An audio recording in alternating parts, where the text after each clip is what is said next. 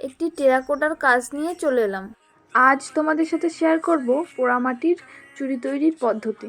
প্রথমেই কিছুটা কাদা মাটি নিয়ে চুড়ির শেপ দেওয়ার জন্য মাটিটিকে রোল করে নেব। তারপর ভিডিওতে দেখানো পদ্ধতি অনুযায়ী এই রোলটিকে জয়েন করলেই চুড়ির বেসটা তৈরি হয়ে যাবে। তারপর চুড়িটাকে কিছুটা সময়ের জন্য রেখে দিতে হবে যাতে চুড়িটা একটু শক্ত হয়ে যায়।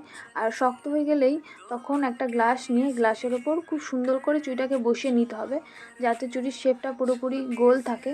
তারপরে এই গ্লাসের ওপর রেখেই করে নিতে হবে ডিজাইন।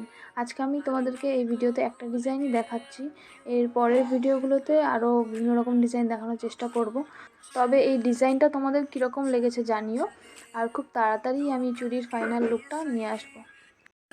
जहाँ मन चले दो पल के लिए सही कर जो मन करे, छोटी सी है जिंदगी बेफिक्रे बन के, हर गम को भूल के यूं इन राहों पर अब हम चल